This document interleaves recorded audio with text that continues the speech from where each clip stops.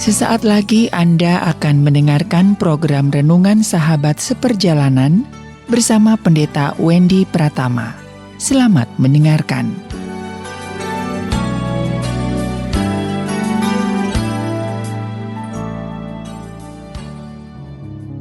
Selamat berjumpa kembali dalam layanan audio Sahabat Seperjalanan. Hari ini tanggal 2 Agustus 2021. 2 Agustus adalah tanggal saya terlahir ke dalam dunia. Tema renungan dan saat teduh kita dengan judul Hati-hati dengan Hati. Hati-hati dengan hati. Hari ini adalah hari Senin. Firman Tuhan terambil di dalam Kejadian pasal keempat, ayat yang ke-6 sampai ke-7. Demikian bunyi firman Allah. Mengapa hatimu panas dan mukamu muram? Apakah mukamu tidak akan berseri jika engkau berbuat baik? Mengapa hatimu panas dan mukamu muram? Apakah mukamu tidak akan berseri jika engkau berbuat baik? Mari kita berdoa. Bapa yang di dalam surga, ada banyak hal di dalam kehidupan kami ini harus berhati-hati. Namun ada hal yang jauh lebih penting yang firman Tuhan ajarkan kepada kami agar kami berhati-hati dengan hati kami. Di dalam nama Tuhan Yesus kami berdoa. Amin. Shalom sahabat seperjalanan yang dikasihi Tuhan. Ada banyak tanda-tanda ataupun perintah ataupun petunjuk agar kita berhati-hati. Di jalan, hati-hati tanah longsor. Hati-hati ada lintasan kereta api. Hati-hati jalan menurun. Hati-hati jalan kemudian bergelombang. Dan banyak hal lagi tentang hati-hati. Kalau Anda naik tangga, hati-hati. Lihatlah injakan yang kalian injak. Naik eskalator juga ada tanda untuk hati-hati. Sahabat seperjalanan yang dikasihi Tuhan, satu kali saya pernah berkunjung ke rumah jemaat, dan kemudian kebetulan rumahnya itu agak pendek, dan jemaat itu mengingatkan Pak Pendeta hati-hati sewaktu naik tangga karena di bagian atasnya agak pendek. Nah, kemudian saya naik hati-hati. Setelah turun, ngobrol dan mendoakan jemaat ini lupa memberikan katakanlah ingatan kembali, Pak Pendeta hati-hati waktu turun. Jadi waktu naik dia memberitahu, tetapi waktu turun dia lupa memberitahu atau dianggap bahwa saya sudah tahu karena sudah diberitahu sebelumnya sewaktu naik. Namun sewaktu turun saya tidak ingat akan nasihat ataupun anjuran dari tuan rumah hati-hati. Namun sewaktu turun saya tidak lihat dan betul saja kepala saya kebentur tembok yang bagian atas kebetulan lebih rendah atau badan saya lebih tinggi dari temboknya. Dan itu sakit ya, lumayan benjol karena kejeduk daripada tembok yang ada di turunan tangga. Sahabat seperjalanan yang dikasihi Tuhan, jadi berhati-hati. Rupanya tidak hanya sekedar waktu naik, turunnya juga sama.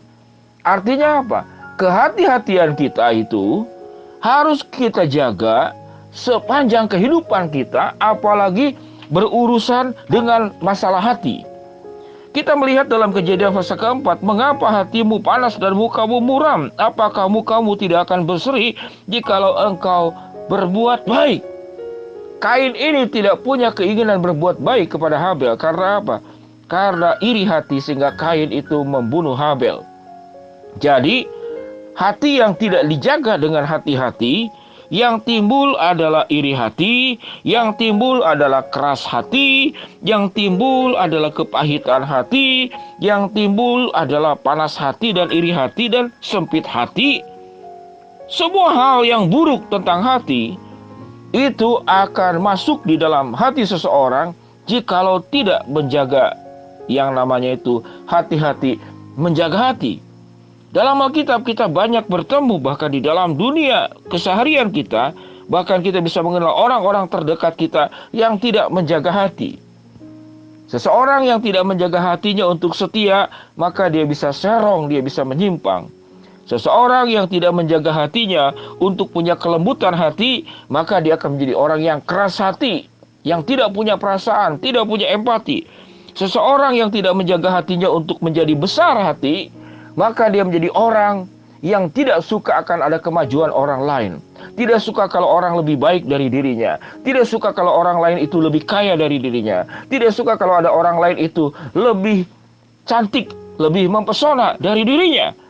Seakan-akan dialah yang harus menjadi bintang satu-satunya di langit dan tidak boleh ada bintang-bintang yang lain.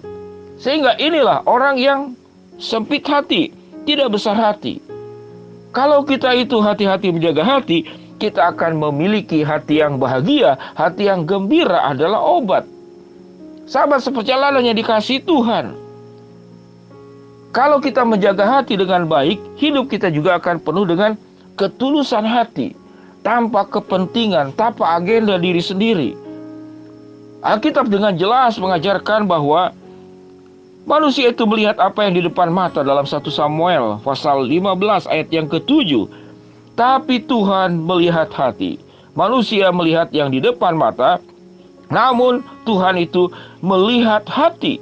Dalam Amsal 4 ayat 23, jagalah hatimu dengan segala kewaspadaan, karena dari situlah terpancar kehidupan.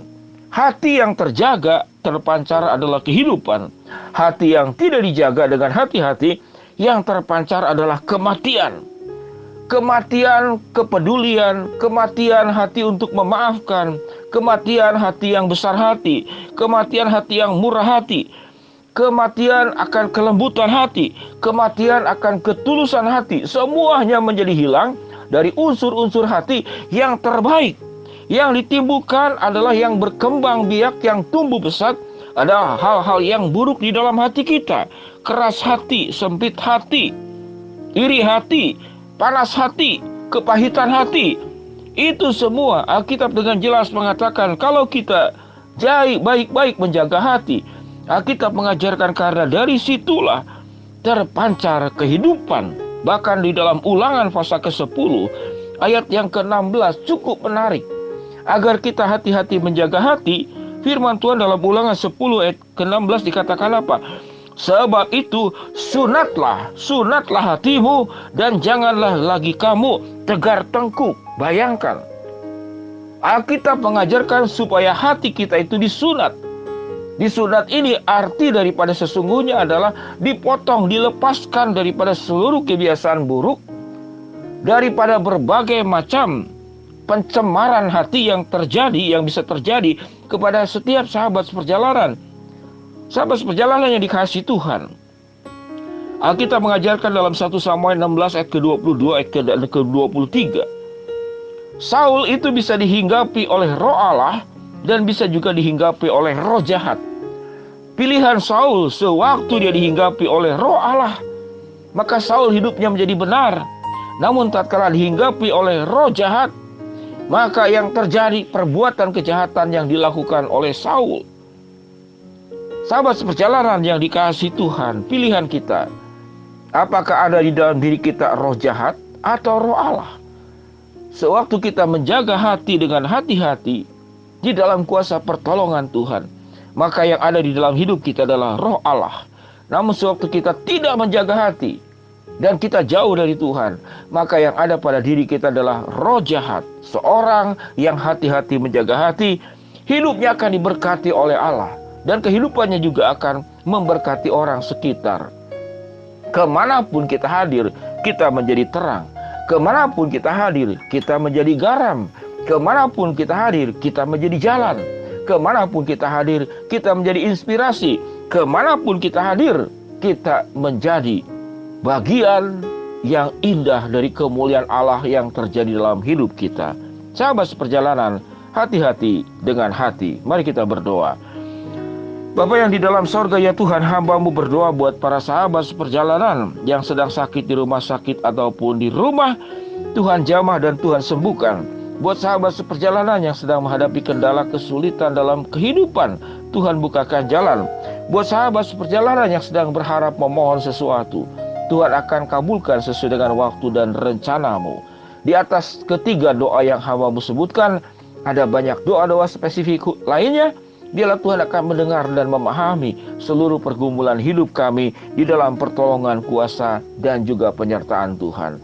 Di dalam nama Tuhan Yesus kami berdoa. Amin. Shalom sahabat seperjalanan yang dikasihi Tuhan. Hati-hati dengan hati.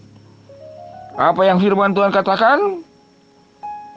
Tuhan mengatakan, jagalah hatimu dengan segala kewaspadaan, karena dari situlah terpancar kehidupan. Shalom, Tuhan memberkati kita semua. Amin.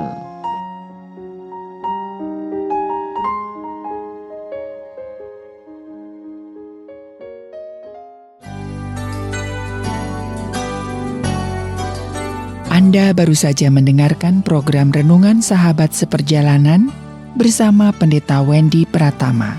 Terima kasih atas perhatian Anda. Tuhan Yesus memberkati.